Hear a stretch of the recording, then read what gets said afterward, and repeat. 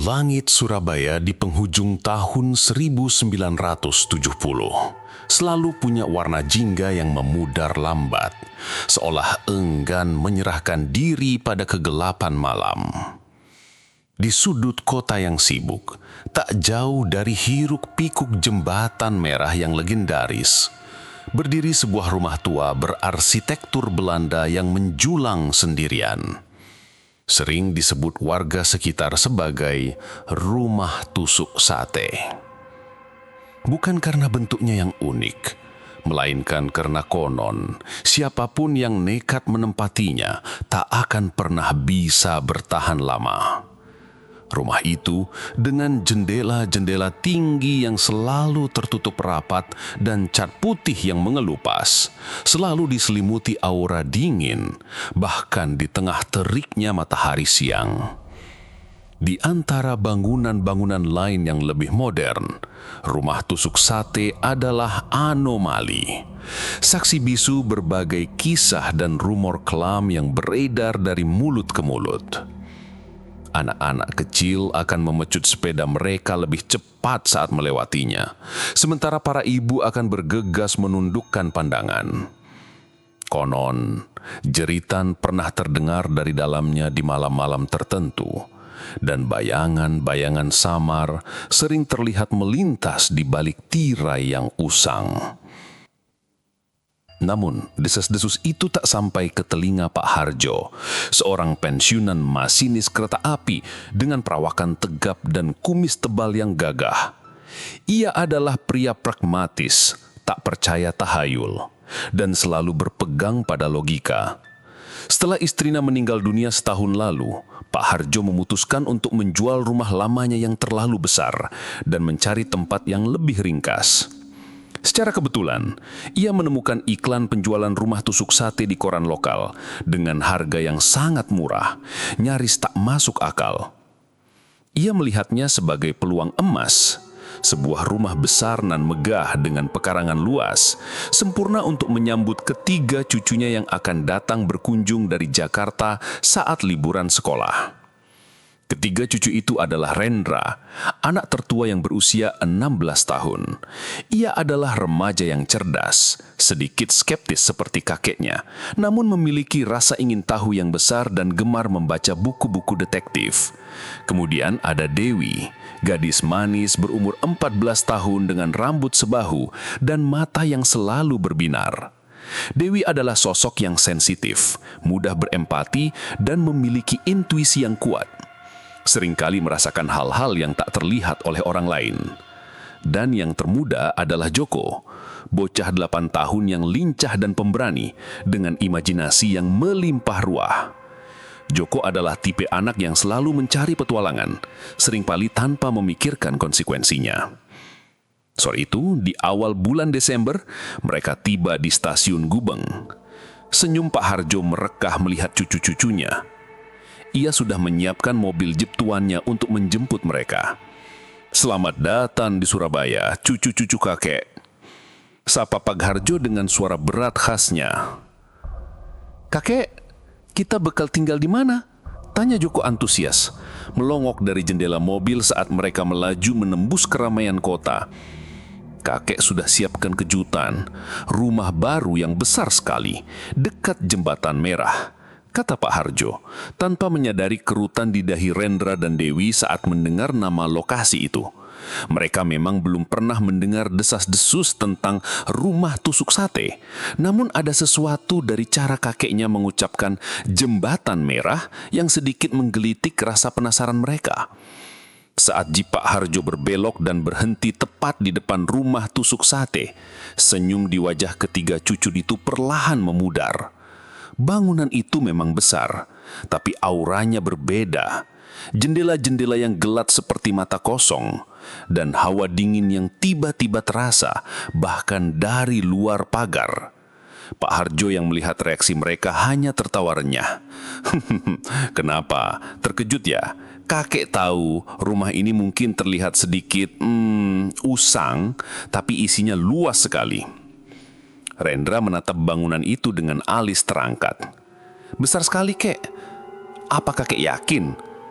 Demi yang biasanya ceria menggenggam erat lengan Joko. Ia merasakan bisikan aneh di telinganya seperti desiran angin yang membawa pesan tak kasat mata. Hawa di sekitar rumah terasa begitu berat, seolah ada sesuatu yang menekan udara. Joko meskipun sedikit gentar, justru penasaran. "Wah, rumah hantu ya, Kek?" tanyanya dengan mata berbinar campur takut. Pak Harjo hanya senyum maklum. "Hantu? Itu hanya cerita orang-orang yang kurang kerjaan, Joko.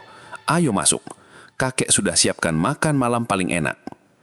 Ketiganya melangkah masuk melewati gerbang besi berkarat yang berderit nyaring.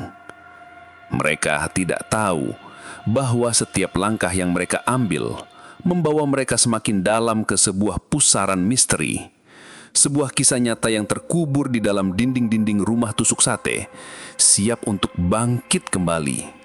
Malam pertama di rumah tusuk sate terasa panjang dan dingin. Meskipun Pak Harjo telah menyalakan lampu-lampu di setiap sudut, bayangan-bayangan besar yang menari di dinding tetap menciptakan suasana aneh. Bau apak bercampur aroma kayu lapuk dan tanah basah memenuhi udara, membuat setiap napas terasa berat.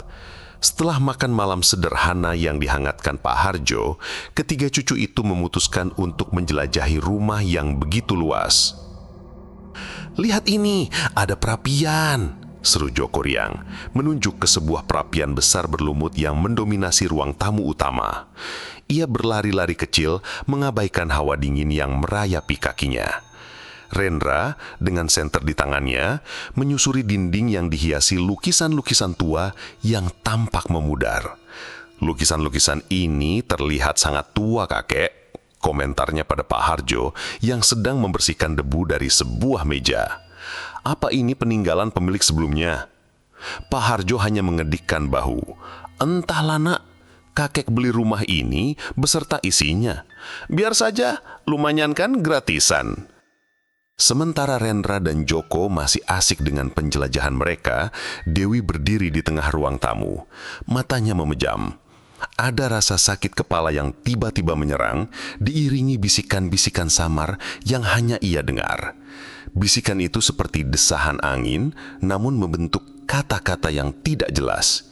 Ia merasa ada kehadiran lain di ruangan itu, sebuah dingin yang bukan berasal dari suhu ruangan, melainkan dari sesuatu yang tak kasat mata. "Dewi, kenapa diam saja?" tanya Pak Harjo, menyadari cucunya yang tiba-tiba membeku. Dewi membuka matanya, menatap sekeliling dengan cemas. "Kakek, aku merasa ada yang lain di sini." "Ah, itu cuma perasaanmu saja, nak. Mungkin karena capek perjalanan." Namun ucapan Pak Harjo tidak membuat Dewi tenang. Ia tahu apa yang ia rasakan itu bukanlah sekedar kelelahan. Itu adalah firasat, sebuah sensasi yang sering ia alami sejak kecil. Malam semakin larut. Setelah menempatkan barang-barang mereka di kamar masing-masing, Rendra, Dewi, dan Joko berkumpul di kamar tidur utama yang telah disiapkan Pak Harjo. Mereka memutuskan untuk tidur bersama malam itu, merasa lebih aman dengan kehadiran satu sama lain. Lampu tidur redup menyinari ruangan, menciptakan bayangan aneh dari lemari kayu jati yang menjulang tinggi. Joko sudah terlelap pulas, mendengkur ringan. Dewi di sisi lain masih terjaga. Bisikan-bisikan itu semakin jelas di telinganya. Kali ini terdengar seperti tangisan pilu yang jauh, namun nyata. Ia mencoba mengabaikannya, menarik selimut hingga menutupi telinganya. Tiba-tiba, sebuah suara kresek samar terdengar dari pojok ruangan. Rendra yang juga belum sepenuhnya tidur, mengangkat kepalanya. "Suara apa itu?" bisiknya. Dewi menunjuk ke arah lemari tua di pojok. "Dari sana." Saat itulah kenop pintu lemari berputar pelan, lalu berdecit dan terbuka sedikit, menampakkan kegelapan di dalamnya. Jantung Rendra berdebar kencang. Ia bukan tipe yang mudah takut, tapi gerakan kenop itu tanpa ada yang menyentuhnya adalah hal yang tidak bisa dijelaskan secara logis. "Kakek!" bisik Rendra, namun Pak Harjo di kamar sebelah sepertinya sudah terlelap. Kemudian sebuah benda kecil berwarna keemasan meluncur keluar dari celah pintu lemari yang sedikit terbuka. Benda itu berputar pelan di lantai kayu yang berderit, lalu berhenti tepat di bawah cahaya lampu tidur. Itu adalah sebuah liontin emas berbentuk hati yang usang dengan ukiran nama yang nyaris tak terbaca. Amira. Rendra meraih liontin itu, membalikannya di telapak tangan. Dingin, namun ada sensasi aneh yang mengalir dari sana. Dewi, yang sejak tadi menahan napas, menatap liontin itu dengan mata membelalak. Bisikan-bisikan yang tadinya samar, kini berubah menjadi suara tangisan seorang perempuan, terdengar lebih dekat, seolah-olah ada di dalam ruangan itu bersama mereka. "Amira, tolong!" Suara itu memenuhi ruangan, membuat bulu kuduk mereka merinding. Joko yang entah bagaimana terbangun karena perubahan suasana, membuka matanya dan menatap liontin di tangan Rendra, lalu beralih ke Dewi yang pucat pasi. Ini bukan lagi sekedar rumah tua. Ini adalah rumah yang menyimpan sesuatu, dan malam pertama mereka di sana telah membuka pintu ke sebuah misteri yang tak terduga. Teror baru saja mulai. Pagi tiba dengan matahari yang menusuk lewat jendela, seolah ingin mengusir sisa-sisa kengerian malam. Rendra masih memegang erat liontin Amira di tangannya. Suara tangisan wanita itu masih terngiang, dan liontin itu terasa sedikit menghangat di telapak tangannya, seolah menyimpan sebuah rahasia. "Apa yang terjadi semalam, Mas?" tanya Joko dengan mata sembab. Wajahnya masih pucat, menunjukkan bahwa ia juga merasakan teror yang sama, meski mungkin belum sepenuhnya mengerti. Dewi yang duduk bersandar di kepala ranjang menggenggam erat selimut. Aku mendengar suara wanita itu, Rendra. Dia bilang, tolong." Tatapan matanya penuh ketakutan. "Tenang, kita harus ceritakan ini pada kakek," kata Rendra, berusaha tetap tenang meskipun jantungnya masih berdebar kencang. Ia mencoba meyakinkan dirinya bahwa mungkin itu hanya efek dari kecapekan dan suasana rumah tua. Namun, saat mereka menceritakan kejadian semalam kepada Pak Harjo saat sarapan, sang kakek hanya senyum maklum. "Sudah kakek bilang, itu cuma kecapekan. Mungkin kalian terlalu banyak membayangkan hal-hal aneh. Rumah ini sudah kosong puluhan tahun. Wajar kalau ada suara-suara aneh karena angin atau tikus." Ia bahkan menyentuh dahi Dewi memeriksa suhu tubuhnya. "Tidak ada yang perlu ditakutkan." Pak Harjo berkisi keras bahwa mereka hanya berhalusinasi dan menyuruh mereka untuk membantu membersihkan pekarangan. Rendra menyimpan liontin itu di saku celananya, memutuskan untuk tidak membahasnya lagi dengan kakeknya, setidaknya untuk saat ini. Ia merasa ada yang tidak beres dengan liontin itu, dan ia ingin menyelidikinya sendiri. Siang itu, saat Pak Harjo sedang memperbaiki pagar belakang, ketiga cucu itu memutuskan untuk membersihkan gudang di sisi rumah.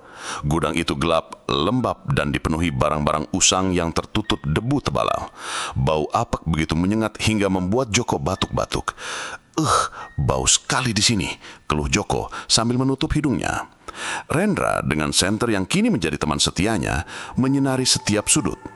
Tumpukan koran tua, perkakas berkarat, dan furniture rusak memenuhi ruangan. Dewi yang biasanya menghindari tempat-tempat kotor, kali ini justru merasa tertarik pada sebuah peti kayu tua yang teronggok di sudut paling gelap. Ada semacam daya tarik tak kasat mata yang menariknya ke sana. "Mas, lihat ini," panggil Dewi, suaranya sedikit bergetar.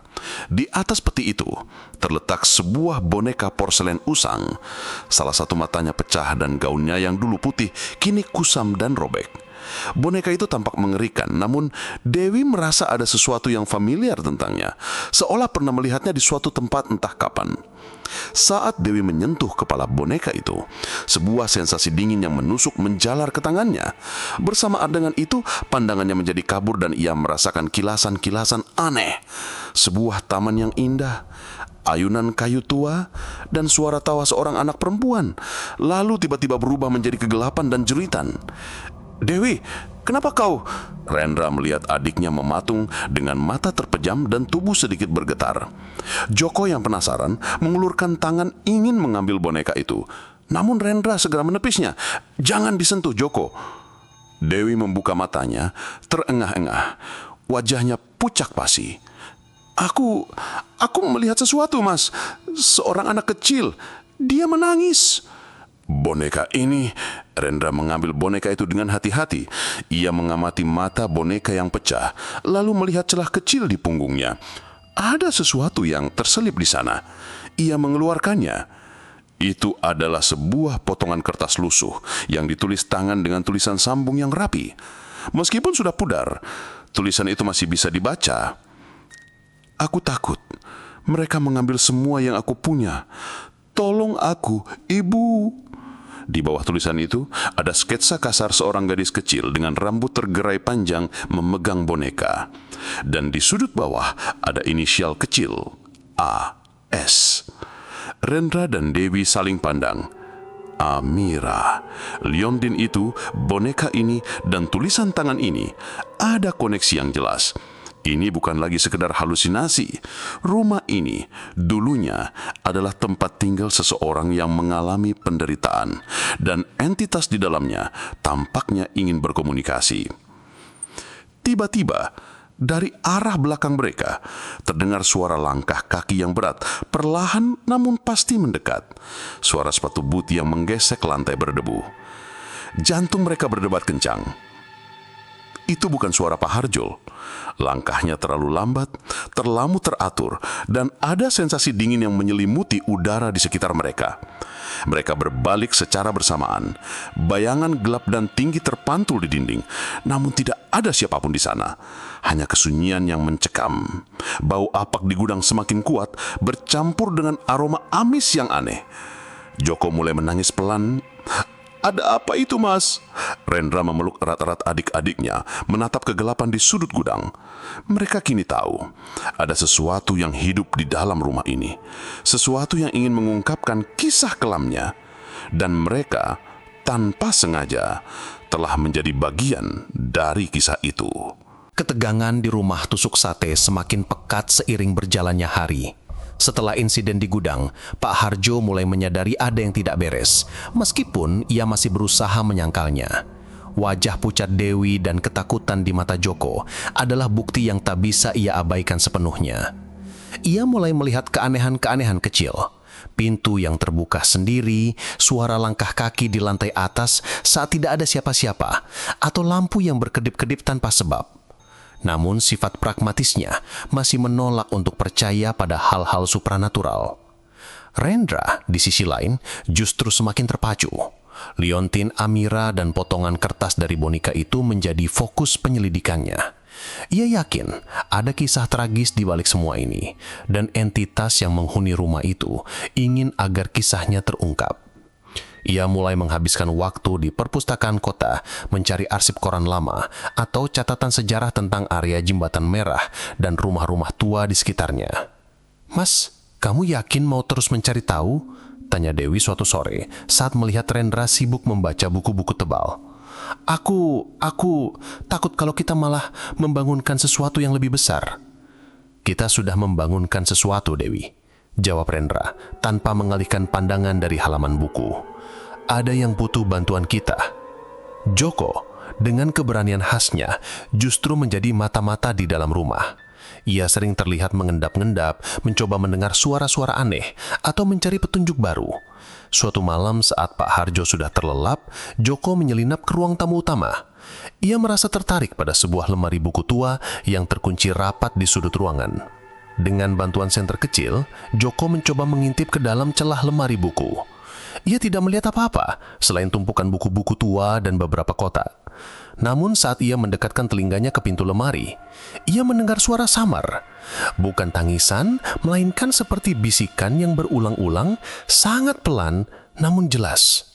Sembunyi, jangan biarkan mereka menemukanmu. Joko terkesap. Ia segera berlari kembali ke kamar Rendra dan Dewi, membangunkan mereka dengan napas terengah-engah. Mas, Kak Dewi, aku dengar suara dari lemari buku di ruang tamu. Dia bilang sembunyi. Rendra dan Dewi saling pandang. Bisikan itu, siapa yang harus bersembunyi? Dan dari siapa? Keesokan harinya, Rendra mencoba membuka lemari buku itu, namun terkunci rapat. Pak Harjo tidak tahu di mana kuncinya. Mungkin sudah hilang, katanya santai. Frustasi, Rendra mencoba cara lain. Ia teringat akan potongan kertas dari boneka yang menyebutkan mereka. Siapa mereka itu? Pada suatu hari saat yang mendung, saat hujan mulai turun rintik-rintik, Dewi sedang duduk di teras belakang, menatap ke arah taman yang rimbun. Ia merasa sangat tidak nyaman. Hawa dinginnya aneh selalu menyelimuti dirinya setiap kali ia berada di rumah itu. Tiba-tiba, ia melihat sesuatu di antara semak-semak mawar yang tinggi. Sebuah boneka kain lusuh tergeletak di tanah, sebagian tertutup lumpur. Boneka itu tampak sangat tua, dengan mata kancing yang hilang dan rambut benang yang acak-acakan.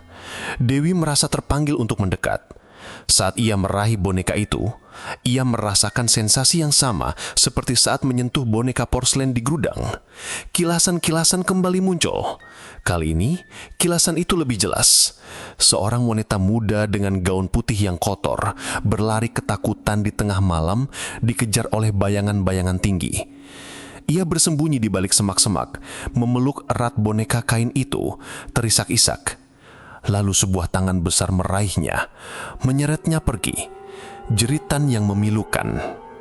Dewi menjatuhkan boneka itu, terengah-engah. Ia melihat ke arah semak-semak di mana ia menemukan boneka itu. Ada bekas tanah yang tergerus, seolah-olah ada sesuatu yang diseret di sana. Dan di dekatnya, ia melihat sebuah ukiran samar di batang pohon tua, huruf A dan S yang terukir dalam sebuah lingkaran. Amira Sari, bisik Dewi, nama lengkap yang tiba-tiba muncul di benaknya. Nama itu terasa begitu familiar, begitu menyakitkan. Rendra yang mendengar teriakan Dewi segera menghampirinya. "Ada apa, Dewi?" Dewi menunjuk ke boneka kain dan ukiran di pohon. Dia diseret, Mas. Dia diseret dari sini. Nama dia Amira Sari." Rendra mengambil boneka kain itu. Ia menyadari bahwa boneka ini adalah pasangan dari boneka porselen yang mereka temukan di gudang. Ada sebuah pola yang mulai terbentuk. Amira Sari, seorang gadis yang pernah tinggal di rumah ini, mengalami sesuatu yang mengerikan. Dia diseret. Mungkin dia dibunuh. Malam itu, saat mereka berkumpul di kamar, Rendra menyatukan semua petunjuk. Liontin Amira, potongan kertas dari boneka porselen, bisikan Joko tentang sembunyi, dan kini boneka kain dan ukiran nama Amira Sari. "Ini bukan sekedar hantu, kek," kata Rendra pada Pak Harjo, yang kini duduk diam, mendengarkan dengan serius. "Amira Sari ini nyata. Dia pernah tinggal di sini, dan sesuatu yang buruk terjadi padanya. Dia diseret, kek. Mungkin dia dibunuh." Pak Harjo menghela napas panjang. Wajahnya menunjukkan kekhawatiran yang mendalam. Ia tak bisa lagi menyangkal. Tapi siapa yang akan melakukan hal sekejam itu? Dan kenapa? Tiba-tiba, dari luar jendela kamar, terdengar suara gesekan yang mengerikan, seperti kuku panjang yang menggaruk kaca. Mereka menoleh. Di balik tirai tipis, bayangan hitam yang tinggi dan kurus terlihat bergerak seolah mengamati mereka dari kegelapan malam. Joko berteriak, Dewi memeluk Rendra erat. Pak Harjo meraih tongkat besinya, wajahnya mengeras. Mereka tahu, entitas itu tidak lagi bersembunyi. Ia telah menunjukkan dirinya, dan ia tidak senang dengan apa yang mereka temukan. Mereka semakin dekat dengan kebenaran, dan kebenaran itu ternyata jauh lebih menakutkan dari yang mereka bayangkan. Bayangan di luar jendela malam itu adalah titik balik. Pak Harjo yang semula skeptis, kini tak bisa lagi menyangkal kebenaran di depan matanya. Wajahnya yang tegar kini dihiasi kerutan cemas. Ketiga cucunya, terutama Dewi, semakin tertekan dengan keberadaan tak kasat mata di rumah tusuk sate. "Kita tidak bisa tinggal diam, kek," ujar Rendra, suaranya mantap. "Kita harus mencari tahu siapa Amira Sari dan apa yang sebenarnya terjadi padanya." Pak Harjo mengangguk pelan. "Baiklah, kalau begitu kita cari informasi di koran-koran lama. Mungkin ada catatan kepolisian juga." Keesokan harinya, Pak Harjo ditemani Rendra pergi ke kantor arsip kota dan perpustakaan umum yang lebih besar. Mereka menggali tumpukan koran-koran lokal tahun 1960-an akhir hingga 1970-an awal, mencari berita tentang kasus orang hilang atau kejadian aneh di sekitar Jembatan Merah. Sementara itu, Dewi dan Joko ditinggalkan di rumah dengan pesan Pak Harjo agar tidak bepergian sendirian dan selalu mengunci pintu. Di rumah, Dewi dan Joko mencoba bertahan dari suasana mencekam yang semakin menjadi-jadi. Suara-suara aneh tak lagi hanya bisikan, melainkan desahan, tangisan, bahkan sesekali seperti erangan kesakitan. Barang-barang kecil sering berpindah tempat dan kadang hawa dingin yang menusuk akan muncul tiba-tiba di ruangan yang sebelumnya hangat. Joko, yang awalnya pemberani, kini mulai sering menempel pada Dewi. Rasa penasarannya berganti dengan ketakutan nyata. "Kak, aku takut," bisiknya suatu siang saat mereka bersembunyi di bawah selimut di kamar. Suara itu, dia marah. Dewi mencoba menenangkan adiknya, padahal ia sendiri juga ketakutan setengah mati. Ia meraih liontin Amira yang selalu disimpannya di bawah bantal. Saat ia menggenggamnya, sebuah pikiran tiba-tiba muncul di benaknya, sebuah ingatan aneh yang bukan miliknya. Taman, ayunan, sore hari. Ia menatap Joko. "Joko, ingat taman di belakang rumah yang ada ayunan tua?" "Iya, kenapa?" "Ayo kita ke sana," ajak Dewi tiba-tiba menarik Joko. "Aku rasa ada sesuatu di sana yang harus kita lihat." Meskipun ragu dan ketakutan, Joko mengikuti Dewi. Mereka berdua menyelinap ke taman belakang. Hujan semalam membuat tanah becek dan rumput basah. Ayunan tua itu masih ada di sana, tampak usang dan berlumut. Saat Dewi berdiri di dekat ayunan, ia merasakan sensasi aneh. Bukan kilasan seperti sebelumnya, melainkan seolah-olah ia bisa merasakan kehadiran yang kuat di sana. Ia melihat ke sekeliling, matanya menyapu semak-semak, pohon-pohon rindang, hingga ke dinding pembatas taman. Kemudian, matanya tertuju pada sebuah batu besar yang ditumbuhi lumut tebal di bawah pohon beringin tua. Ada sesuatu yang menarik perhatiannya pada batu itu. Ia mendekat, tangannya gemetar. "Kenapa, Kak?" tanya Joko, merasakan ketegangan yang sama. Dewi menyingkirkan lumut tebal di permukaan batu. Di bawahnya terukir sebuah nama yang tidak lengkap. Amira Sari, lahir 1957, wafat. Tak bagian tanggal wafatnya tidak jelas, seolah sengaja dihapus atau tertutupi lumut. Namun di bawah nama itu ada sebuah simbol yang terukir samar, yaitu sebuah salib terbalik. Jantung Dewi berpacu kencang. Ini bukan sekedar nama, ini adalah nisan. Amira Sari dimakamkan di taman ini secara rahasia. Dan simbol salib terbalik itu, firasat buruk menyelimuti benaknya. Saat itulah, suara derit gerbang depan terdengar. Pak Harjo dan Rendra sudah pulang. Dewi dan Joko buru-buru menutupi nisan itu kembali, seolah menyembunyikan rahasia besar. Mereka berlari menghampiri kakek dan kakaknya. Rendra terlihat tegang, tangannya memegang beberapa lembar koran lusuh. "Kakek dan aku menemukan sesuatu," katanya, napasnya sedikit terengah-engah.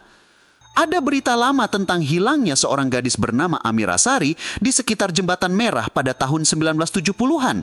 Dia adalah anak dari pemilik lama rumah ini, seorang pria bernama Tuan Wijoyo, seorang pengusaha yang cukup berpengaruh." "Dan ada yang aneh, Kek," sambung Rendra, matanya terpaku pada satu paragraf. "Sebelum menghilang, Amira Sari dituduh melakukan praktik-praktik tak senonoh dan ada rumor tentang persekutuannya dengan kekuatan gelap karena sering memakai simbol-simbol aneh." Dewi dan Joko saling memandang. Simbol aneh, salib terbalik di nisan Amira yang mereka temukan di taman itu. "Dia tidak bersalah," seru Dewi tiba-tiba membuat Rendra dan Pak Harjo terkejut. "Dia tidak melakukan itu, aku tahu." Air mata mulai mengalir di pipi Dewi. Ia tahu karena kilasan-kilasan yang ia lihat, tangisan yang ia dengar. Amira adalah korban, bukan pelaku. Tapi siapa yang menuduhnya dan mengapa? Tiba-tiba lampu di ruang tamu padam, listrik mati. Seluruh rumah diselimuti kegelapan total. "Kakek, senter!" seru Rendra. Namun sebelum Pak Harjo sempat menyalahkannya, terdengar suara langkah kaki yang sangat cepat dan berat dari lantai atas, diikuti suara seperti benturan keras. Lalu keheningan yang memekakan telinga. Joko berteriak histeris, "Dia datang!" Di tengah kegelapan yang pekat, sebuah suara serak, berat dan mengerikan menggema dari sudut ruangan, sangat dekat dengan mereka. "Kalian telah membuka rahasia itu." Suara itu bukan suara Amira. Suara itu adalah suara yang jauh lebih jahat, lebih kuno dan penuh kemarahan. Mereka tahu bukan hanya arwah Amira yang bergentayangan di rumah ini. Ada sesuatu yang lain, sesuatu yang lebih gelap dan berbahaya yang selama ini menjaga rahasia Amira. Dan kini mereka telah menggusik tidur nyenyaknya. Keheningan yang mengikutinya, suara serak itu lebih mengerikan daripada teriakan apapun. Kegelapan total menyelimuti rumah tusuk sate, menambah ketakutan yang mencekik. Rendra segera merogoh senter dari sakunya dan menyalakannya. Sinarnya menari-nari panik di sekeliling ruangan. Joko meringkuk ketakutan di belakang Dewi, sementara Pak Harjo memegang erat tongkatnya, matanya menatap tajam ke segala arah. "Siapa itu?" Pak Harjo menggeram. Suaranya dipenuhi amarah bercampur ketegangan. Tidak ada jawaban, hanya embusan nafas dingin yang melewati wajah mereka, seolah ada sesuatu yang tak terlihat sedang mengitari mereka. Dewi merasakan liontin Amira di tangannya berdenyut panas dan kilasan baru kembali menjerangnya. Kali ini, ia melihat sosok yang lebih tua, seorang pria dengan jubah gelap sedang melakukan ritual aneh di sebuah ruangan yang familiar. Ruangan itu adalah ruang bawah tanah yang belum pernah mereka jelajahi. Di tengah lingkaran yang digambarkan dengan darah, terletak tubuh seorang gadis muda yang tak berdaya. Amira. Dewi terkesiap, tersedak napasnya sendiri. "Bawah tanah, dia di bawah tanah." "Siapa?" tanya Rendra, menyorotkan senternya ke wajah Dewi yang pucat pasi. "Amira, dia dibunuh di ruang bawah tanah oleh seseorang yang memakai jubah gelap," bisik Dewi, suaranya bergetar hebat. "Dia melakukan ritual salib terbalik itu." Kini semua kepingan teka-teki mulai menyatu dengan mengerikan. Amira tidak hanya menghilang, dia dibunuh. Dan pembunuhnya mungkin adalah orang yang dulu menuduhnya bersekutu dengan kekuatan gelap. Simbol salib terbalik di nisannya, itu bukan ulah Amira, melainkan pertanda dari kekuatan jahat yang mengorbankannya. "Ada ruang bawah tanah di rumah ini, kek?" tanya Rendra, menatap Pak Harjo. Pak Harjo mengangguk, raut wajahnya berubah serius. "Ada, nak, di bagian belakang rumah di balik dapur. Kakek belum sempat membukanya. Dulu terkunci rapat." Tiba-tiba, suara derap kaki yang berat kembali terdengar dari lantai atas. Kali ini menjadi semakin cepat, seolah ada yang berlari menuruni tangga. Lalu terdengar suara berak yang sangat keras, seperti pintu yang dibanting dengan kekuatan besar. "Dia turun!" seru Joko, air matanya tak terbendung. Tanpa pikir panjang, Pak Harjo mengayunkan tongkatnya. "Kita harus cari cara untuk menyalakan listrik. Tidak bisa terus-menerus dalam gelap seperti ini." Rendra mengangguk. Ia tahu panel listrik ada di dekat dapur. "Aku akan ke sana, kek." "Tidak," Dewi menarik lengan Rendra. "Jangan pergi sendirian. Aku rasa dia tidak ingin kita tahu lebih banyak." Saat itu juga, bayangan tinggi dan kurus yang mereka lihat di luar jendela semalam kini muncul di ambang pintu ruang tamu, terpantul dari senter Hendra. Wujudnya samar, seperti asap hitam yang pekat, namun ada mata merah menyala yang menatap tajam ke arah mereka. Udara di sekitar entitas itu terasa sangat dingin, membuat napas mereka membeku. Suara gemuruh rendah keluar dari sosok bayangan itu, bukan kata-kata, namun sebuah ancaman yang jelas. Itu bukan arwah Amira, itu adalah entitas yang jauh lebih kuat, lebih tua, dan telah lama berdiam di rumah ini, menjaga rahasia kelamnya. "Apa yang kau inginkan dari kami?" teriak Pak Harjo memberanikan diri. Bayangan itu tidak menjawab, namun melayang perlahan mendekat. Setiap langkahnya membuat lantai berderik, seolah ada beban yang tak terlihat. Kehadirannya begitu menekan, membuat kepala Dewi terasa pening, dan Joko mulai batuk-batuk seperti tercekik. "Kita harus lari!" teriak Rendra, menarik tangan Dewi dan Joko. "Kita tidak bisa melawannya." Mereka berusaha mundur, namun bayangan itu bergerak lebih cepat. Tiba-tiba sebuah energi tak kasat mata mendorong mereka bertiga dengan keras, membuat mereka terpental ke belakang dan menabrak dinding. Pak Harjo yang mencoba melindungi cucunya ikut terjatuh. Liontin Amira terlepas dari genggaman Dewi, meluncur ke lantai dan berhenti di dekat kaki bayangan hitam itu. Dengan gerakan perlahan, entitas itu membungkuk, menatap liontin itu. Sebuah desisan keluar dari bayangan itu, seperti suara ular besar yang marah. "Peninggalan Amira, kalian tidak akan mengungkapkannya," Bayangan itu mengangkat tangannya yang kini tampak seperti cakar panjang dan kurus. Aura gelap terpancar dari sana, membuat lampu senter Rendra berkedip-kedip lalu padam total. Kegelapan menelan mereka lagi. Kali ini tidak ada yang berteriak. Mereka terlalu takut.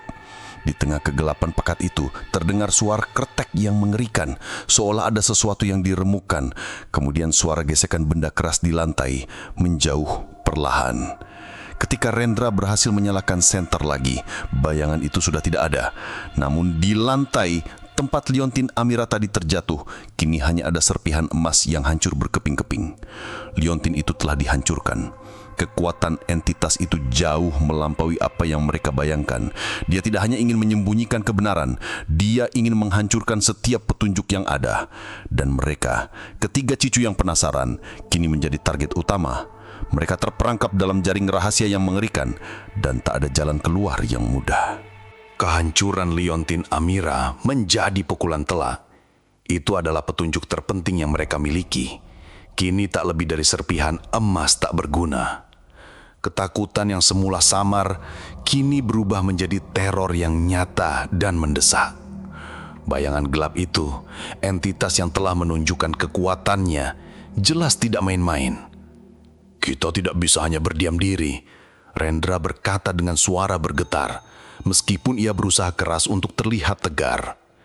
Ia menatap serpihan liontin di lantai, rasa frustrasi bercampur amarah. Dia tahu kita sedang mencari tahu. Dia tidak akan membiarkan kita pergi begitu saja. Pak Harjo mengangguk, raut wajahnya serius. Kita butuh lebih dari sekadar senter. Besok kita harus membeli lampu minyak dan lilin. Juga kita harus mencoba membuka ruang bawah tanah. Dewi yang masih terguncang tiba-tiba memegang kepala. Kilasan baru datang, lebih kuat dan menyakitkan dari sebelumnya. Kali ini ia tidak hanya melihat Amira tetapi juga sosok pria berambut gondrong dengan tatapan tajam yang sering terlihat di koran-koran lama tentang kasus kriminal. Ia berdiri di depan Amira memegang pisau. Lalu kilasan itu beralih ke sebuah laci di meja kerja. Laci itu, Dewi menuju ke meja kerja Pak Harjo yang tertutup tumpukan dokumen. Ada sesuatu di laci kakek, dokumen-dokumen lama. Pak Harjo mengerutkan kening. Laci apa, nak? Laci yang paling bawah sebelah kanan. Ada kotak kayu kecil di dalamnya. Rendra segera membuka laci yang ditunjuk Dewi. Di sana, di antara dokumen-dokumen yang usang, ia menemukan sebuah kotak kayu kecil berukiran rumit. Kotak itu tidak terkunci. Saat dibuka, di dalamnya terdapat surat lusuh yang ditulis tangan, beberapa foto hitam putih yang sudah menguning, dan sebuah kunci kuningan tua dengan ukiran angka Romawi 2 di gagangnya. Rendra meraih surat itu. Tulisan tangannya rapi, namun tinta sudah banyak memudar. Ia membacanya keluas-geluas. Untuk putriku, Amira, aku menulis ini dengan hati yang hancur. Mereka datang lagi, putriku. Kali ini mereka jauh lebih kejam. Mereka menyebarkan fitnah tentang dirimu, tentang ilmu hitam yang tak pernah kau lakukan. Aku tahu ini adalah ulah mereka untuk mengambil tanah kita, warisan leluhur. Orang-orang itu tidak akan berhenti sampai mendapatkan apa yang mereka inginkan. Mereka mengancamku, mengancam keselamatanmu. Aku sudah mencoba melindungimu dengan segala cara, namun kekuatan mereka terlalu besar. Aku tidak tahu berapa lama lagi aku bisa bertahan. Jika surat ini sampai ke tanganmu, atau siapapun yang menemukannya, ketahuilah bahwa ayah mencintaimu lebih dari apapun di dunia ini. Jangan pernah percaya omongan mereka. Kau suci. Jika sesuatu terjadi padaku atau padamu, ingatlah kebenaran akan selalu menemukan jalannya. Cari kotak di balai pertemuan belakang rumah. Ada semua bukti yang mereka sembunyikan. Semoga Tuhan melindungimu, putriku. Ayarmu, Wijoyo. Suara Rendra tercekat di tenggorokan. Ini adalah surat dari Tuan Wijoyo, ayah Amira. Dan surat ini mengungkapkan kebenaran yang jauh lebih gelap. Amira bukan korban hantu, melainkan korban konspirasi manusia. Mereka dituduh melakukan praktek ilmu hitam hanya untuk merebut tanah dan harta keluarga Wijoyo. Jadi ini bukan hantu biasa. Joko bertanya, matanya membelalak. Bukan, jawab Pak Harjo pelan. Suaranya dipenuhi kemarahan. Ini lebih dari hantu. Ini kejahatan manusia. Ada yang membunuh Amira dan ingin menutup jejaknya. Rendra mengeluarkan foto-foto dari kotak. Ada foto Tuan Wijoyo, Amira kecil yang tersenyum ceria, dan satu foto lagi yang membuat mereka terdiam, yaitu foto seorang pria berjubah gelap yang Dewi lihat dalam kilasannya. Wajahnya tersembunyi dalam bayangan, namun matanya memancarkan kekejaman. Kunci ini, Rendra mengangkat kunci kuningan tua itu. Kunci ruang bawah tanah. Dewi mengangguk perlahan-lahan. Mungkin ada balai pertemuan belakang rumah yang disebutkan ayah Amirah. Mungkin itu ruang bawah tanahnya. Malam itu mereka tidak bisa tidur. Kebenaran yang baru terungkap jauh lebih mengerikan. Ada kekuatan jahat manusia yang terlibat dalam kematian Amira, dan entitas yang selama ini menghantui mereka mungkin adalah penjaga rahasia itu, entah itu arwah pembunuh atau entitas lain yang disekutukan untuk menjaga agar kebenaran tidak terungkap. Mereka kini tidak hanya berhadapan dengan hantu, tetapi juga dengan sejarah kelam yang kejam. Suara langkah kaki kembali terdengar dari lantai atas. Kali ini langkahnya terdengar menyeret, seolah ada yang diseret di atas lantai kayu. Kemudian suara desisan yang sama seperti saat liontin dihancurkan kembali terdengar, memenuhi seluruh rumah. Dia tahu kita menemukan surat itu, bisik Dewi, wajahnya pucat pasi. Mereka tahu mereka tidak punya banyak waktu. Ancaman itu nyata dan mereka telah mengusik rahasia yang dijaga dengan begitu kuat selama puluhan tahun. Satu-satunya cara untuk menghentikan teror ini adalah dengan mengungkap kebenaran sepenuhnya, menemukan balai pertemuan yang disebutkan Tuan Wijoyo, dan mencari bukti yang disembunyikan. Mereka kini berada di ambang kelima. Dengan hati yang berdebar kencang dan napas tertahan, Pak Harjo, Rendra, Dewi, dan Joko bergegas menuju dapur, tempat pintu menuju ruang bawah tanah berada. Kunci kuningan tua dengan ukiran II yang ditemukan Rendra dari kotak Tuan Wijoyo terasa dingin di tangannya.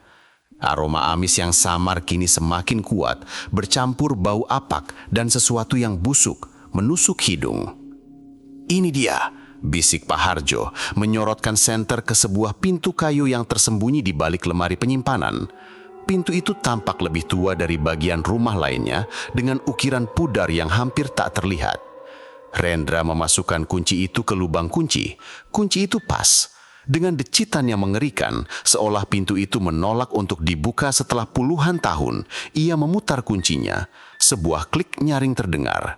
Pak Harjo mendorong pintu itu perlahan. Kegelapan pekat menyambut mereka. Dinginnya menampar wajah. Udara di dalamnya terasa sangat berat, seperti ada sesuatu yang menekan. Tangga kayu yang curam dan sempit terlihat menurun ke dalam jurang gelap. Bau busuk kini tak terbendung, membuat Joko langsung mual. Kalian di sini saja, perintah Pak Harjo, mencoba melangkah masuk. Biarkan kakek yang duluan. Tidak, Kek, kita harus bersama, sela Rendra. Ada sesuatu di sana yang tidak ingin kita ketahui. Dewi mengangguk, matanya menatap tajam ke kegelapan. Aku bisa merasakannya, dia menunggu kita. Mereka menuruni tangga satu persatu, Rendra di depan dengan senter, Pak Harjo di belakangnya, melindungi Dewi dan Joko. Setiap langkah mereka di anak tangga yang berderit dan goyah, terasa seperti melangkah ke jurang gelap. Sinar senter Rendra menerangi dinding batu yang lembab dan berlumut. Di dasar tangga, mereka menemukan sebuah ruangan yang tidak terlalu besar, namun terasa sangat luas karena kekosongan dan auranya yang mencekam. Di tengah ruangan, ada sebuah lingkaran besar yang digambar di lantai dengan bekas noda hitam yang mengering dan berbau anyir. Di pinggir lingkaran itu terpencar beberapa benda aneh, lilin hitam yang sudah melaleh, pecahan cermin, dan beberapa ukiran tulang kecil. Ini adalah tempat ritual yang Dewi lihat dalam kilasannya. Ini dia tempatnya, bisik Dewi, suaranya nyaris tak terdengar. Balai pertemuan, gumam Rendra, matanya menyapu sekeliling. Ia teringat surat Tuan Wijoyo, kata ayah Amira, ada kotak di balai pertemuan. Mereka mulai mencari. Pak Harjo menyisir dinding-dinding. Rendra memeriksa setiap sudut yang diterangi senter, sementara Dewi dan Joko, meskipun ketakutan, ikut membantu. Tiba-tiba, Senter Rendra menangkap sesuatu di balik sebuah tumpukan batu bata yang runtuh di salah satu sisi ruangan. Sebuah celah kecil yang tersembunyi. Rendra mendekat, tangannya gemetar. Ia mencoba menyibakkan tumpukan bata itu. Saat itulah suara gerungan yang dalam dan mengerikan menggema dari sudut ruangan. Bukan suara manusia, melainkan suara makhluk yang jauh lebih tua dan jahat. Bayangan hitam yang tinggi dan kurus itu muncul, melayang dari kegelapan. Matanya merah menyala, memancarkan kebencian. Kalian tidak akan mengambilnya. Suara serat itu memekakkan telinga, memenuhi seluruh ruang bawah tanah. Entitas itu melesat cepat, bukan mendekati Rendra, namun langsung menyerang Dewi. Jelas, entitas itu tahu siapa yang paling sensitif dan paling mungkin merasakan kebenaran. Dewi menjerit, terpental ke dinding. Tubuhnya lemas. Joko berteriak histeris. Pak Harjo dengan sigap mengayunkan tongkatnya ke arah bayangan itu, namun tongkatnya menembus begitu saja. Bayangan itu berbalik, cakar panjangnya mengarah ke Pak Harjo. Rendra tahu ia harus bertindak cepat.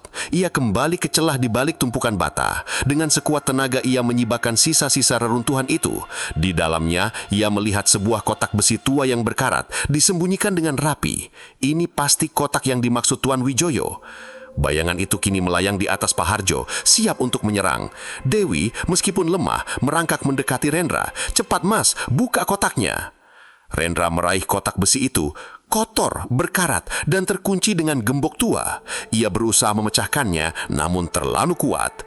Tiba-tiba, sebuah ide melintas di benak Dewi. Ia teringat ukiran II pada kunci kuningan. Ini bukan hanya kunci ruangan, mungkin juga kunci gembok ini. Dengan sisa tenaganya, ia menunjuk kunci di tangan Rendra. "Itu, pakai kunci itu." Rendra melihat kunci kuningan di tangannya. Ia mencoba memasukkannya ke gembok kotak besi. Klik, gembok itu terbuka. Tepat saat kotak itu terbuka, bayangan gelap itu mengaum. Kemarahannya terasa begitu kuat, menyebabkan bebatuan di dinding berjatuhan. Dari dalam kotak terpancar cahaya redup, seolah ada energi yang tersimpan di dalamnya. Rendra membuka kotak itu sepenuhnya. Di dalamnya terletak tumpukan surat, beberapa dokumen legal yang ditandatangani, dan sebuah jurnal kulit lusuh yang telah menguning. Jurnal itu milik Tuan Wijoyo. Di dalamnya berisi catatan detail tentang konspirasi pembunuhan Amira, nama-nama orang yang terlibat, para pejabat korup dan pengusaha serakah, serta bukti kuat berupa pengakuan tertulis dari salah satu kaki tangan mereka yang kemudian merasa bersalah. Termasuk juga bagaimana mereka menjebak Amira dan membunuhnya di ruang bawah tanah ini, lalu menyebarkan fitnah tentang ilmu hitam untuk menutupi kejahatan mereka dan merebut tanah keluarga Wijoyo. Saat Rendra memegang jurnal itu, sebuah perubahan drastis terjadi. Ruangan itu bergetar hebat. Bayangan gelap itu menjerit, bukan karena kemarahan, melainkan kesakitan. Cahaya dari jurnal Tuan Wijoyo tiba-tiba memancar lebih terang, menembus bayangan gelap itu. Itu adalah cahaya kebenaran. Jurnal itu adalah bukti, dan ia memiliki kekuatan untuk mengusir kejahatan yang selama ini bersembunyi. Bayangan gelap itu mulai berasap, perlahan-lahan menyusut, mengeluarkan suara geraman terakhir yang penuh keputusasaan. Entitas yang selama ini menjaga rahasia pembunuhan Amira, yang mungkin adalah arwah para pembunuh yang terikat di tempat ini, atau kekuatan jahat yang mereka sekutukan, kini terbakar oleh cahaya kebenaran yang terungkap. Akhirnya, dengan desisan terakhir yang memilukan, bayangan itu menghilang sepenuhnya, lenyap seperti asap. Ruang bawah tanah menjadi gelap kembali, namun kali ini kegelapan itu terasa berbeda. Dinginnya masih ada, namun aura mencekam dan menekan telah sirna. Keheningan yang menggantikan adalah keheningan yang lega. Mereka telah menemukan kebenaran. Mereka telah membebaskan Amira dan mungkin juga arwah Tuan Wijoyo yang tak tenang. Namun perjuangan mereka belum berakhir. Bukti ini harus disampaikan. Cahaya Senter Rendra menyinari jurnal kulit tua di tangannya. Aroma kertas lapuk bercampur debu memenuhi udara, namun kini tak ada lagi bau amis atau aura mencekam yang menyesakan. Ruang bawah tanah yang tadinya sarang teror, kini terasa seperti tempat yang menyimpan kesedihan mendalam, bukan lagi kebencian. Pak Harjo membantu Dewi dan Joko berdiri. Ketiganya masih gemetar, namun ada kelegaan yang luar biasa menyelimuti mereka. Joko, yang sebelumnya histeris, kini hanya terisak pelan sambil memeluk Dewi. Ketakutan itu belum sepenuhnya hilang, tetapi beban yang menekan mereka selama ini seolah terangkat. Apa itu tadi? Tanya Joko, suaranya parau. Itu entitas yang menjaga rahasia ini. Dia tidak ingin kebenaran tentang Amira terungkap. Dewi menatap titik di mana bayangan hitam itu menghilang. Dia bukan Amira. Dia adalah sesuatu yang lain. Sesuatu yang terikat pada kejahatan di tempat ini. Mereka menaiki tangga ruang bawah tanah dengan langkah berat namun penuh tekad.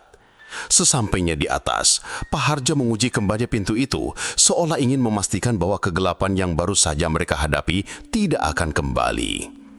Di ruang tamu, di bawah cahaya lampu yang kini kembali menyala, tanda bahwa listrik sudah normal kembali. Mereka duduk bersama, saling berpandangan. Kelelahan terpancar jelas di wajah mereka, namun ada binar tekad yang baru.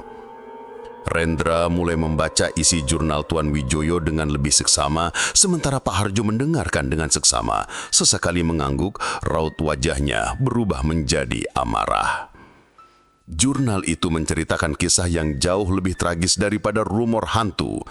Tuan Wijoyo adalah seorang pengusaha sukses yang memiliki tanah luas di area Jembatan Merah. Lokasi itu sangat strategis dan para pengusaha lain dengan koneksi pejabat korup berusaha keras untuk merebutnya.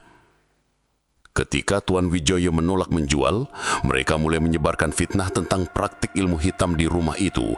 Puncaknya, mereka menculik Amira, memburuhnya dalam sebuah ritual palsu di ruang bawah tanah untuk menakut-nakuti Tuan Wijoyo dan membuat seolah-olah Amira menghilang karena praktik sesat. Jurnal itu juga menyebutkan nama-nama pejabat dan pengusaha yang terlibat, bahkan ada surat pengakuan dari seorang kaki tangan yang menyesal. Jadi, Amira dituduh melakukan itu, padahal dia yang jadi korban. Gumam Pak Harjo, tinjunya terkepal. Betapa kejamnya mereka.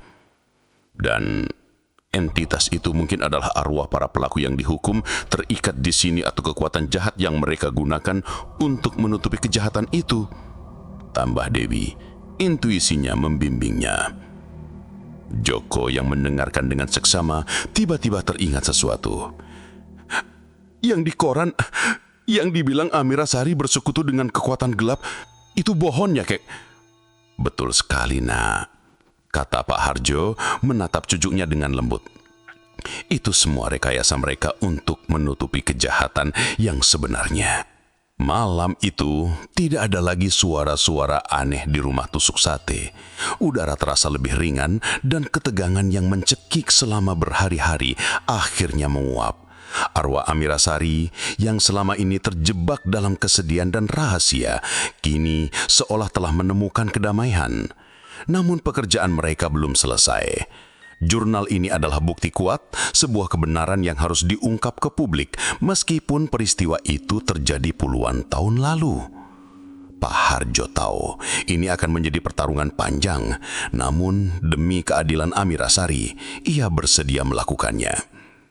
Rumah tusuk sate tidak lagi menyeramkan, tetapi kisah di baliknya jauh lebih mengerikan daripada hantu manapun. Itu adalah kisah tentang keserakahan manusia, fitnah, dan pembunuhan. Dan kini, mereka adalah satu-satunya yang memegang kunci untuk mengungkapkannya. Pagi pertama setelah penemuan jurnal Tuan Wijoyo terasa berbeda. Sinar matahari yang menembus jendela rumah tusuk sate tidak lagi terasa dingin, melainkan membawa secercah harapan. Ketegangan yang mencekik selama berhari-hari telah tergantikan oleh tekad membara. Pak Harjo duduk di meja makan dengan kacamata bertengger di hidung, meneliti setiap halaman jurnal yang lusuh. Rendra di sampingnya membuat catatan penting, sementara Dewi dan Joko sesekali mengintip, mencoba memahami rumitnya konspirasi yang terungkap. Nama-nama ini, mereka adalah tokoh-tokoh penting di Surabaya saat itu. Gumam Pak Harjo menunjuk beberapa nama di jurnal. Beberapa dari mereka sudah meninggal, tapi keturunan mereka masih ada. Ini tidak akan mudah. Rendra mengangguk. Kita harus berhati-hati, Kek. Orang-orang ini pasti punya koneksi yang kuat. Mereka bisa melakukan apapun untuk menutupi jejak. Dewi yang kini merasa lebih damai, namun juga lebih peka, menyentuh lengan Rendra. Tapi kebenaran harus terungkap, Mas. Amira layak mendapatkan keadilan. Joko, meskipun masih anak-anak, mengangguk setuju. Ia telah melihat dan merasakan sendiri kengerian yang ditimbulkan oleh ketidakadilan. Selama beberapa hari berikutnya, rumah tusuk sate berubah menjadi markas penyelidikan. Pak Harjo dan Rendra menghabiskan waktu berjam-jam untuk memverifikasi informasi di jurnal. Mereka melacak arsip properti, berita lama di perpustakaan yang lebih terperinci, dan bahkan menghubungi kenalan lama Pak Harjo di kepolisian yang sudah pensiun. Prosesnya lambat dan penuh rintangan. Banyak dokumen yang hilang atau sengaja disembunyikan. Sepertinya memang ada upaya besar-besaran untuk menghapus jejak kasus ini, kata Rendra suatu sore. Wajahnya terlihat lelah. Semakin kita gali, semakin banyak pintu yang tertutup. Namun mereka tidak menyerah. Keterlibatan Pak Harjo yang memiliki koneksi dan pemahaman tentang sistem hukum saat itu sangat membantu. Ia mulai menyusun strategi untuk membawa kasus ini ke ranah hukum kembali atau tidak diperhatian publik. Suatu malam, saat Pak Harjo dan Rendra sedang berdiskusi serius di ruang tamu, Dewi merasakan sesuatu yang berbeda, bukan lagi ketakutan, melainkan sebuah kehadiran yang lembut. Ia melihat ke arah sudut ruangan, ke tempat di mana bayangan gelap itu dulu muncul. Kali ini tidak ada bayangan menakutkan, melainkan sebuah siluet samar seorang gadis muda dengan rambut terurai, tampak tersenyum tipis. Wajahnya tidak jelas, namun auranya memancarkan kedamaian. Itu adalah Amira. Dewi tersenyum simpul, matanya berkaca-kaca. Ia tahu Amira kini tenang, berkat kebenaran yang mulai terungkap. Amira hanya ingin kisahnya didengar, keadilan ditegakkan. Setelah sekian lama terjebak dalam limbo, arwahnya akhirnya menemukan jalan menuju kedamaian. Joko yang peka merasakan perubahan suasana itu. Ia menatap Dewi, lalu ke arah sudut ruangan. Meskipun ia tidak melihat siluet Amira, ia merasakan kehangatan yang tiba-tiba menyelimuti. "Kak, dia sudah pergi ya?" tanyanya pelan. Dewi mengangguk. "Ya Joko, dia sudah tenang." Keesokan harinya, Pak Harjo membuat keputusan besar. Dengan semua bukti yang telah mereka kumpulkan dan verifikasi, ia memutuskan untuk menghubungi seorang pengacara senior yang ia kenal, seorang pria tua yang jujur dan berintegritas tinggi. Ia tahu ini akan menjadi skandal besar yang akan mengguncangkan kota. Namun demi keadilan Amira Sari dan agar tidak ada lagi kejadian serupa, ini adalah satu-satunya jalan. Rumah tusuk sate, yang dulunya adalah kuburan rahasia dan sarang teror, kini menjadi simbol perjuangan kebenaran. Pintu ruang bawah tanah tetap terkunci, namun kengerian di dalamnya telah pergi. Yang tersisa hanyalah memori pahit yang harus diungkap agar tidak terulang kembali. Pak Harjo memulai langkah-langkah hukum. Dengan bantuan pengacara senior Bapak Santoso, mereka mengajukan permohonan pembukaan kembali kasus hilangnya Amira Sari ke pihak kepolisian. Jurnal Tuan Wijoyo menjadi bukti utama yang tak terbantahkan. Awalnya ada penolakan halus, ganjalan birokrasi, bahkan bisikan-bisikan dari atas yang mencoba menunda proses. Tampak jelas bahwa pengaruh para pihak yang terlibat dalam konspirasi puluhan tahun lalu masih kuat. Ini seperti mengorek luka lama, kek, kata Bapak Santoso suatu sore di ruang kerja Pak Harjo yang kini dipenuhi berkas-berkas. Mereka tidak akan membiarkan nama baik mereka tercoreng begitu saja, apalagi anak cucu mereka. Namun Pak Harjo tidak gentar. Ia telah melihat teror di rumah itu, menyaksikan bagaimana kebenaran dihancurkan. Ia bertekad untuk membela Amira. Rendra dengan kecerdasan dan kemampuan risetnya menjadi tangan kanan kakeknya, membantu mengumpulkan lebih banyak data dan menghubungkan titik-titik yang belum jelas. Dewi, meski tidak terlibat langsung dalam proses hukum, terus memberikan dukungan moral. Ia sering bermeditasi di taman, merasakan energi positif yang kini menyelimuti rumah tusuk sate, seolah arwah Amira terus memberikan restu. Joko, si bungsu, menjadi pengingat bagi mereka semua tentang alasan di balik perjuangan ini. Agar tidak ada lagi yang mengalami nasib seperti Amira. Semakin mereka maju, semakin banyak rintangan yang muncul. Ancaman telepon anonim mulai diterima Pak Harjo. Beberapa kali ada orang tak dikenal yang terlihat mondar-mandir di depan rumah mengamati mereka. Suatu malam, ban mobil Pak Harjo sengaja dikempeskan. Ini adalah upaya intimidasi, tanda bahwa mereka telah mengenai saraf musuh. Mereka tidak ingin kita melanjutkan, guys, kata Rendra, menunjukkan sebuah artikel koran lama tentang keluarga-keluarga berpengaruh di Surabaya. Nama-nama yang ada di jurnal ini, mereka semua saling terkait. Pak Harjo hanya tersenyum tipis. Itu hatinya kita berada di jalur yang benar, nak. Kebenaran selalu punya musuh. Bapak Santoso dengan pengalamannya menyarankan agar mereka mencari bantuan media. Kasus ini terlalu besar untuk ditangani sendiri. Kita butuh dukungan publik. Tekanan dari masyarakat akan membuat mereka tidak bisa bermain kotor lagi. Awalnya Pak Harjo ragu. Ia tidak ingin keluarganya menjadi sorotan, apalagi anak-anaknya. Namun Rendra meyakinkannya. Jika ini kisah nyata, maka harus diceritakan agar semua orang tahu. Ini bukan hanya tentang Amira, tapi tentang keadilan. Dengan persiapan matang, Pak Harjo didampingi Bapak Santoso dan Rendra mengadakan konferensi pers sederhana di sebuah hotel kecil. Mereka membeberkan bukti-bukti dari jurnal Tuan Wijoyo, kisah tragis Amira Sari, dan dugaan konspirasi di baliknya. Mereka juga menceritakan pengalaman mereka di rumah tusuk sate, bagaimana teror berhenti setelah kebenaran terungkap. Reaksi publik terpecah. Beberapa menganggapnya kisah hantu yang dibuat-buat, namun banyak pula yang terkejut dan marah. Kisah Amira Sari yang selama ini hanya jadi rumor menyeramkan, kini berubah menjadi tragedi nyata tentang keserakahan dan ketidakadilan. Media massa mulai memberitakan secara luas, menyoroti nama-nama yang disebut-sebut dalam jurnal, meskipun dengan hati-hati karena sensitivitas kasusnya. Tekanan publik mulai efektif. Pihak kepolisian yang selama ini lamban kini tidak punya pilihan selain menanggapi serius. Investigasi resmi kembali dibuka. Beberapa mantan pejabat dan pengusaha yang namanya disebut dalam jurnal mulai dipanggil untuk dimintai keterangan. Meskipun mereka menyangkal keras, bukti-bukti yang diserahkan Pak Harjo dan Bapak Santoso sangat kuat. Di rumah tusuk sate, kehidupan kembali normal, at least di permukaan.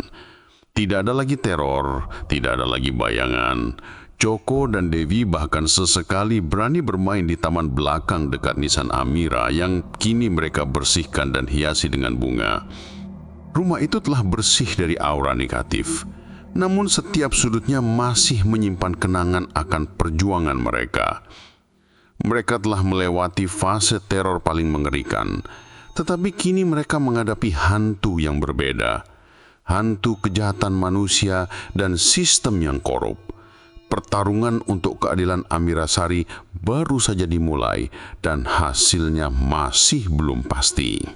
Perjalanan menuju keadilan ternyata lebih berliku dari yang diperkirakan. Kasus Amira memang menarik perhatian publik. Namun, pengaruh para elit yang namanya disebut dalam jurnal Tuan Wijoyo masih sangat kuat. Mereka menggunakan segala cara untuk membungkam dan memutarbalikan fakta. Media-media besar yang diduga mendapat tekanan mulai mengurangi intensitas pemberitaan. Bahkan, beberapa mencoba membingkai ulang cerita sebagai klaim tak berdasar atau sensasi mistis belaka. Ini yang kita khawatirkan. Kata Bapak Santoso, menunjukkan beberapa surat kabar yang kini memuat berita yang lebih netral atau bahkan menyudutkan. Mereka punya uang dan kekuasaan untuk mengontrol narasi. Rendra merasa frustasi. Ia telah menghabiskan berhari-hari untuk meneliti, bahkan berhasil menemukan beberapa saksi mata tua yang masih hidup dan ingat samar-samar tentang insiden di sekitar rumah tusuk sate pada tahun 1970. Namun, para saksi itu terlalu takut untuk bersaksi secara terbuka atau ingatan mereka sudah terlalu kabur. Apakah ini tidak ada habisnya, kek? Tanya Rendra pada suatu malam. Matanya lelah. Kita sudah mengungkap semuanya, tapi mereka masih bisa menutupi. Pak Harjo menghela napas panjang. Kebenaran itu seperti air, Nak. Sekeras apapun ditutup, dia akan selalu menemukan celah untuk keluar. Kita tidak bisa menyerah. Amira berhak mendapatkan ini. Dewi, yang selama ini menjadi pendengar setia, tiba-tiba angkat bicara. Mungkin kita harus mencari cara lain untuk membuktikan ini, bukan hanya dengan dokumen dan saksi. Maksudmu? Tanya Pak Harjo. Ada banyak orang yang masih percaya pada kisah horor rumah hantu itu. Jawab Dewi. Mungkin mereka tidak percaya pada bukti hukum, tapi mereka percaya pada apa yang mereka rasakan. Jika kita bisa menunjukkan kepada mereka bahwa Amira itu nyata dan dia adalah korban, mungkin mereka akan lebih percaya pada jurnal kakek. Ide Dewi memang tidak konvensional, namun ada benarnya. Kisah horor tentang rumah tusuk sate telah mengakar kuat di benak masyarakat Surabaya. Jika mereka bisa mengubah persepsi publik tentang Amira dari hantu jahat menjadi korban yang mencari keadilan, itu bisa menjadi tekanan yang tak terduga. Joko yang mendengar ide itu langsung bersemangat. Kita buat video, Kak, seperti yang di bioskop, cerita Amira. Rendra dan Pak Harjo awalnya ragu. Membuat video dokumenter adalah pekerjaan besar, apalagi dengan keterbatasan mereka. Namun, Dewi meyakinkan mereka bahwa ia bisa merasakan koneksi yang kuat dengan Amira, seolah-olah Amira sendiri yang membimbingnya. Akhirnya mereka memutuskan untuk mencoba. Dengan peralatan sederhana, sebuah kamera film tua milik Pak Harjo dan rekaman suara, mereka mulai mendokumentasikan perjalanan mereka. Rendra menjadi sutradara dadakan, mewawancarai Pak Harjo tentang pengalamannya di rumah itu, menceritakan kembali penemuan jurnal, dan bahkan mengajak Bapak Santoso untuk menjelaskan aspek hukumnya. Dewi menceritakan kilasan-kilasan yang ia alami, sensasinya saat menemukan nisan Amira, dan bagaimana arwah Amira akhirnya menemukan kedamaian. Joko dengan keluguannya menambahkan sentuhan emosional pada dokumentasi itu. Prosesnya sangat emosional. Mereka mengunjungi kembali ruang bawah tanah, tempat Amira kehilangan nyawanya, menjelaskan setiap detail yang mereka temukan di jurnal. Mereka juga mendatangi Jembatan Merah, menceritakan bagaimana rumor itu bermula dan bagaimana kebenaran dikubur. Saat mereka merekam di Taman Belakang, tepat di dekat nisan Amira, sebuah kejadian tak terduga terjadi. Sebuah embusan angin dingin yang kuat tiba-tiba bertiup, meskipun cuaca sangat tenang. Daun-daun di pohon beringin tua bergoyang liar, dan sekelpak mawar merah segar, entah dari mana asalnya, jatuh tepat di atas nisan Amira. Dewi tersenyum. Itu adalah tanda bahwa Amira menyaksikan dan merestui perjuangan mereka. Dokumentasi sederhana itu akhirnya rampung. Rendra mengeditnya dengan telateng, menambahkan narasi dan memadukan rekaman dengan foto-foto lama Amira dan Tuan Wijoyo. Hasilnya adalah sebuah film pendek yang mentah, namun penuh kekuatan emosional dan kejujuran. Mereka memutuskan untuk memutar film itu di sebuah pertemuan komunitas lokal yang Pak Harjo kenal baik di Balai Warga. Mereka berharap jika masyarakat kecil mau mendukung, gelombang ini bisa meluas. Malam pemutaran film tiba. Ruang itu penuh sesak. Banyak warga yang datang karena penasaran dengan kisah rumah tusuk sate yang kini diangkat kembali. Mereka duduk tegang saat film itu dimulai, menunjukkan perjalanan mereka dari ketakutan hingga penemuan kebenaran. Saat adegan penemuan jurnal diputar dan suara Rendra membacakan surat Tuan Wijoyo tentang pengkhianatan dan pembunuhan, keheningan menyelimuti ruangan. Beberapa warga terlihat mendetikkan air mata saat kisah tragis Amira diungkapkan. Saat film itu berakhir, keheningan sesaat, lalu ruangan itu beriuh dengan bisikan dan gumaman. Pak Harjo berdiri, di sampingnya ada Rendra, Dewi dan Joko. Ia menjelaskan dengan gamblang betapa pentingnya keadilan bagi Amira. Reaksi pertama yang mereka dapatkan adalah dukungan yang mengejutkan. Warga-warga tua yang selama ini menyimpan ketakutan dan gosip tentang rumah tusuk sate kini melihat Amira sebagai korban. Cerita itu telah menyentuh hati mereka. Gelombang simpati mulai menyebar, dan itu menjadi awal dari tekanan publik yang sebenarnya. Mereka kini punya amunisi baru untuk melawan bayang-bayang kekuasaan yang selama ini menutupi kebenaran. Kemutaran film dokumenter sederhana itu menjadi bola salju yang kian membesar. Dari balai warga, kabar tentang kisah Amira Sari yang sebenarnya menyebar dari mulut ke mulut, kemudian menyentuh telinga para jurnalis independen dan aktivis hak asasi manusia yang selama ini mencari kebenaran. Kisah tragis itu dibalut misteri rumah berhantu membuat publik geram. Gelombang simpati dan desakan untuk mengusut tuntas kasus ini akhirnya tak terbendung. Berkat keberanian Pak Hardjo dan bukti-bukti tak terbantahkan dari jurnal Tuan Wijoyo serta desakan dari masyarakat, penyelidikan kepolisian dibuka kembali secara serius. Kali ini tidak ada lagi upaya pembungkaman. Tekanan media dan sorotan publik membuat pihak-pihak yang terlibat dalam konspirasi puluhan tahun lalu tidak bisa lagi bersembunyi di balik kekuasaan mereka. Beberapa nama yang disebut dalam jurnal Tuan Wijoyo yang kini sudah menjadi orang tua, akhirnya dipanggil untuk diperiksa kembali. Beberapa di antara mereka yang masih menyimpan beban moral dan ketakutan akan dosa masa lalu akhirnya mengakui keterlibatan mereka. Pengakuan demi pengakuan mulai terkuak, membentuk mozaik kejahatan yang selama ini terpendam.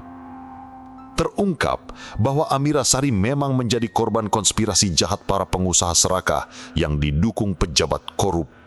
Mereka merekayasa fitnah tentang ilmu hitam untuk merebut tanah Tuan Wijoyo yang strategis. Ketika Tuan Wijoyo menolak, mereka menculik Amira, membunuhnya dalam sebuah ritual palsu untuk menakut-nakuti dan menyembunyikan kejahatan mereka, lalu menyebarkan rumor bahwa Amira adalah penyihir yang hilang secara misterius. Pembunuhan itu dilakukan di ruang bawah tanah rumah tusuk sate, tempat di mana Rendra dan Dewi menemukan jurnal kebenaran. Pang Hardjo, Rendra, Dewi, dan Joko menjadi pahlawan di mata publik.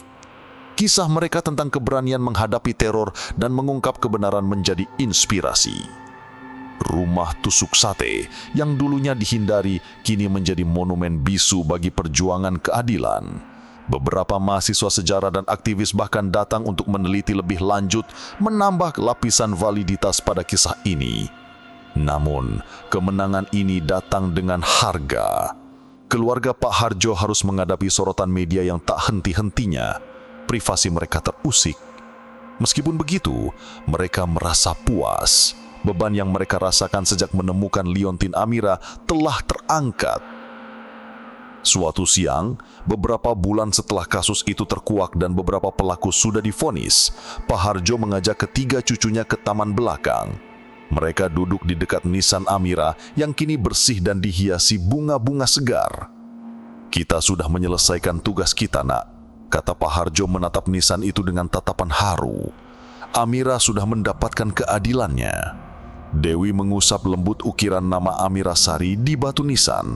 Dia merasakan kedamaian yang mendalam, sebuah kehangatan yang berbeda dari hawa dingin yang pernah dia rasakan dulu. Dia sudah tenang, Kek. Joko meletakkan sebuah boneka kain kecil yang baru di samping nisan. Sekarang, Amira punya teman boneka yang baru. Rumah tusuk sate yang kini tidak lagi berhantu telah menorehkan babak baru dalam sejarahnya. Dia bukan lagi sekedar rumah angker, melainkan saksi bisu kejahatan manusia dan kekuatan kebenaran yang tak akan pernah bisa dibungkamkan. Keluarga Pak Hardjo telah membuktikan bahwa terkadang horor yang sebenarnya bukanlah dari makhluk gaib, melainkan dari kegelapan hati manusia. Setelah berbulan-bulan perjuangan hukum dan sorotan publik, putusan pengadilan akhirnya tiba. Berkat bukti-bukti tak terbantahkan dari jurnal Tuan Wijoyo dan kesaksian berani dari Pak Hardjo, beberapa individu yang terlibat dalam konspirasi pembunuhan Amira Sari puluhan tahun lalu dinyatakan bersalah. Meski sebagian besar dari mereka sudah rentah, bahkan ada yang meninggal dunia selama proses persidangan, keadilan akhirnya menemukan jalannya. Nama Amira Sari bersih dari segala tuduhan keji, dan kisah tragisnya kini tercatat sebagai bagian dari sejarah kelam Surabaya yang akhirnya terungkap. Kemenangan ini dirayakan bukan dengan kemeriahan, melainkan dengan kelegaan mendalam. Bagi Pak Hardjo, ini adalah penutup dari babak hidupnya sebagai seorang pragmatis yang kemudian dihadapkan pada misteri yang melampaui logika. Ia telah membuktikan bahwa kebenaran, sekelam apapun, tidak akan pernah bisa dikubur selamanya. Rumah tusuk sate tidak lagi angker. Aura menekan yang dulu menyelimutinya telah sirna sepenuhnya. Jendela-jendela yang dulunya seperti mata kosong, kini terbuka lebar, membiarkan cahaya matahari dan angin segar masuk. Pak Hardjo memutuskan untuk tetap tinggal di rumah itu. Ia tidak lagi melihatnya sebagai rumah yang dibeli murah, melainkan sebagai saksi bisu sebuah kebenaran yang telah ia perjuangkan. Rendra yang awalnya datang hanya untuk liburan, menemukan panggilan baru dalam hidupnya. Pengalaman ini menginspirasinya untuk mengambil jurusan hukum, bertekad untuk menjadi pengacara yang membela keadilan, terutama bagi mereka yang suaranya tidak didengar. Ia sering kembali ke rumah tusuk sate, membantu kakeknya merawat rumah, dan terkadang hanya duduk diam di taman, merenungkan kekuatan sebuah kisah yang terungkap. Dewi dengan intuisinya yang semakin tajam, kini lebih bisa mengendalikan kemampuannya. Ia tidak lagi takut pada bisikan atau kilasan, melainkan melihatnya sebagai sebuah anugerah, jembatan antara dua dunia. Ia sering datang ke nisan Amira di taman, meletakkan bunga segar, dan bercerita seolah Amira adalah sahabat lamanya. Ia percaya bahwa arwah Amira kini benar-benar telah damai, mungkin bahkan mengawasi mereka dari kejauhan. Dan Joko, si bungsu yang pemberani, tumbuh dengan pemahaman yang dalam tentang pentingnya kebenaran. Ia tak lagi melihat hantu sebagai monster, melainkan sebagai bagian dari kisah yang belum usai. Pengalaman di rumah tusuk sate menjadi dongeng pengantar tidur yang diceritakannya kepada teman-temannya, bukan untuk menakut-nakuti, melainkan untuk mengajarkan bahwa terkadang manusia bisa lebih menakutkan daripada hantu. Tahun-tahun berlalu, rumah tusuk sate tetap berdiri kokoh di dekat jembatan merah. Namun reputasinya berubah drastis. Dari rumah angker yang harus dihindari, ia bertransformasi menjadi rumah Amira Sari, sebuah pengingat akan keadilan yang diperjuangkan. Beberapa sejarawan lokal bahkan mulai memasukkannya ke dalam catatan sejarah kota, mengakui tragedi Amira sebagai bagian tak terpisahkan dari identitas Surabaya. Sesekali, ada rombongan pelajar atau peneliti yang datang ke rumah tusuk sate, ingin mendengar langsung kisah dari Pak Hardjo. Ia akan duduk di teras, menceritakan kembali setiap detail, dari penemuan liontin hingga perjuangan di pengadilan dengan mata berbinar penuh pengalaman. Ia selalu menekankan bahwa horor yang sebenarnya adalah keserakahan dan ketidakadilan, bukan bayangan di malam hari. Rendra menyelesaikan studinya dengan gemilang dan memulai karir sebagai pengacara publik, fokus pada kasus-kasus yang diabaikan dan memperjuangkan hak-hak kaum tertindas. Pengalamannya di rumah tusuk sate memberinya empati dan ketajaman dalam melihat lebih dari sekedar permukaan sebuah kasus. Dewi melanjutkan pendidikan di bidang psikologi, tertarik pada hubungan antara pikiran manusia dan fenomena yang tak dapat dijelaskan. Ia menggunakan kemampuannya untuk membantu orang lain memahami diri mereka sendiri dan menghadapi ketakutan yang ada di dalam pikiran. Ia tetap menjaga kontak dengan rumah Amira Sari, sering mengunjungi nisan di taman, dan terkadang ia masih merasakan embusan angin dingin yang lembut, sebuah sapaan dari Amira. Joko si bungsu tumbuh menjadi seorang jurnalis investigasi. Ia terinspirasi oleh upaya kakek dan kakaknya dalam mengungkap kebenaran. Ia selalu percaya bahwa setiap cerita memiliki dua sisi dan tugasnya adalah menemukan sisi yang tersembunyi.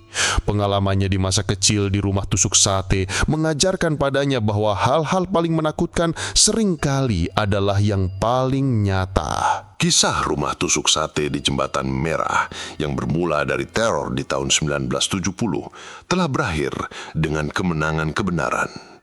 Pak Harjo, sang kakek pragmatis, akhirnya berpulang dengan damai di usianya yang lanjut, meninggalkan warisan yang jauh lebih besar dari sekedar rumah tua. Ia mewariskan pelajaran tentang keberanian, integritas, dan kekuatan untuk melawan ketidakadilan. Rumah itu kini diwariskan kepada ketiga cucunya. Mereka sepakat untuk menjadikannya sebuah pusat pembelajaran kecil atau museum mini, didedikasikan untuk mengenang Amira Sari dan semua korban ketidakadilan. Niat mereka adalah agar kisah Amira tidak hanya menjadi legenda horor, melainkan sebuah pengingat abadi bahwa kebenaran, sesulit apapun jalannya, harus selalu diperjuangkan. Terkadang, di sore hari yang damai, ketika jingga senja memudar di langit Surabaya, Rendra, Dewi, dan Joko akan berkumpul di teras rumah tusuk sate. Mereka akan bercerita, mengenang kembali petualangan mengerikan yang telah menyatukan dan membentuk mereka. "Kalian tahu?" kata Dewi suatu ketika, menatap ke arah nisan di taman yang kini terawat indah. "Aku tidak pernah berpikir bahwa sebuah rumah bisa mengajarkan kita begitu banyak tentang kemanusiaan." Rendra mengangguk. "Dan aku tidak pernah berpikir bahwa kisah nyata bisa jauh lebih menakutkan dan menginspirasi daripada fiksi apapun." Yang jelas, kakek benar, hantu itu tidak nyata. Yang nyata adalah kejahatan. Tapi keadilan juga nyata, dan itu lebih kuat. Rumah tusuk sate, yang kini lebih dikenal sebagai Rumah Amira Sari, tetap berdiri megah di sudut kota, menjadi mercua sebagai siapapun yang mencari kebenaran. Kisahnya bukan lagi tentang teror, melainkan tentang harapan, keadilan, dan warisan abadi seorang gadis yang suaranya akhirnya didengar, berkat keberanian sebuah keluarga yang menolak untuk membiarkan kebenaran terkubur.